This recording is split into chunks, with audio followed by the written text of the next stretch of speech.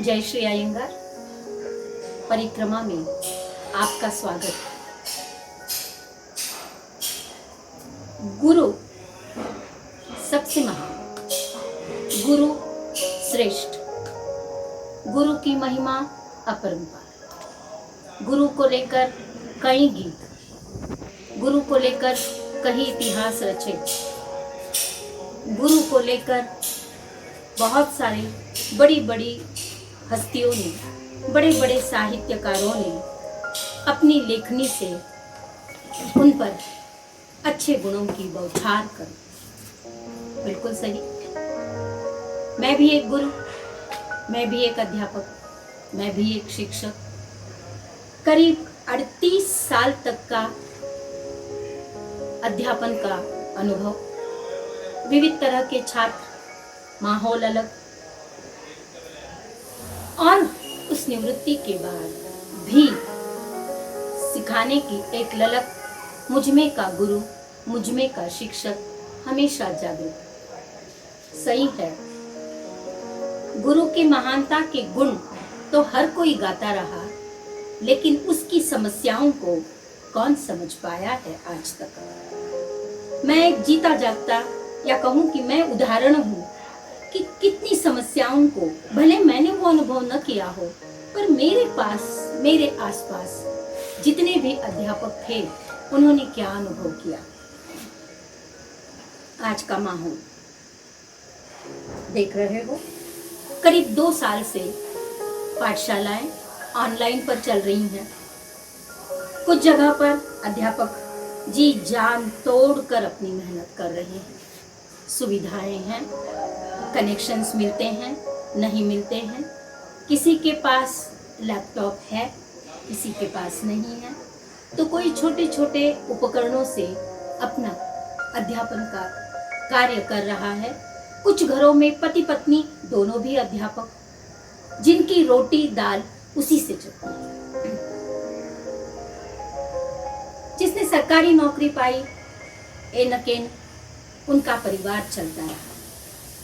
आए हर दिन पन्नों में, अखबारों में कहिए या फिर टीवी में, पालकों की एक ही गुहार कि हम फीस नहीं देंगे। अध्यापकों को फिर तनख्वाह कहां से आएगी? बोलिए, उनका भी अपना परिवार है।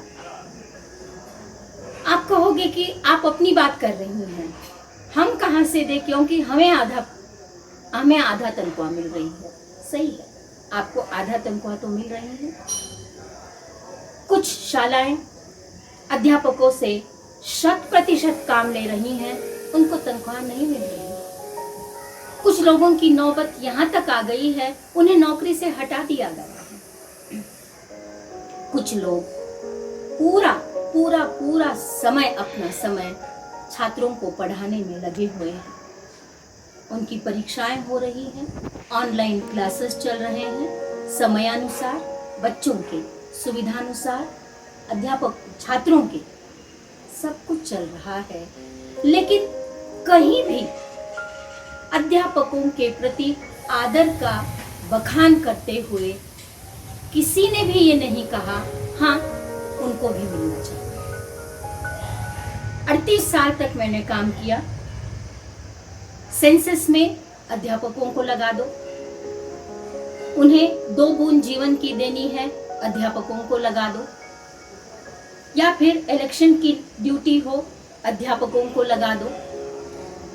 26 जनवरी, 15 अगस्त, 2 अक्टूबर, हर कहीं कोई भी काम हो, अगर किसी को लगाना है तो अध्यापकों को लगाना है।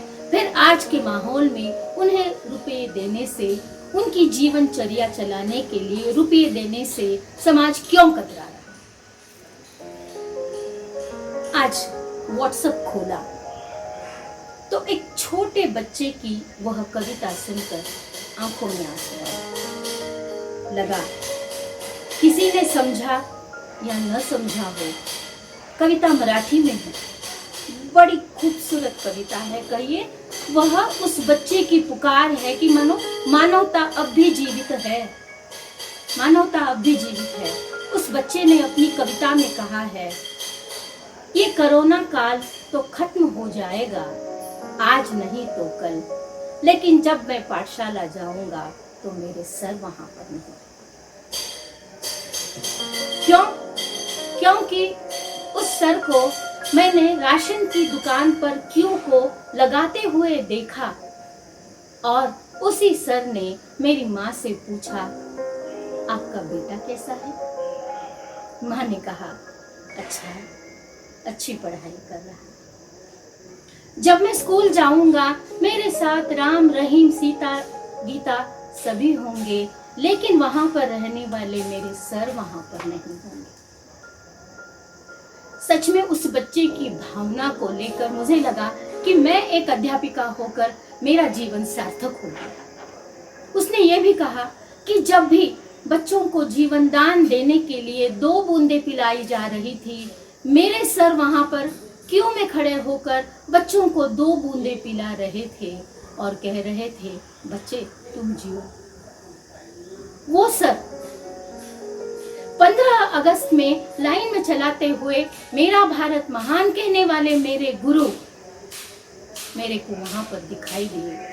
मैं स्कूल जाऊंगा, टिफिन का बक्सा खोलूंगा, लेकिन कैसे हो कहने वाले मेरे गुरु वहां पर नहीं होंगे, मेरे सर वहां पर नहीं होंगे। जब मैं स्कूल जाऊंगा वहां पर उस काले से बोर्ड पर लिखा होगा सर का नाम, जिन्होंने महान कार्य किया होगा। बड़े सुंदर अक्षरों में तो नहीं होगा, वो किसी ने सिर्फ नाम के लिए लिखा होगा उस सर का नाम, और पीछे एक शब्द होगा, कैलाशवासी। तो सर बताइए,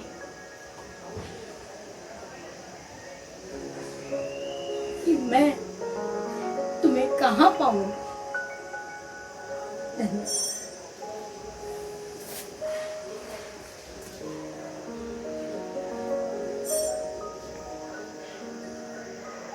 चलो नीचे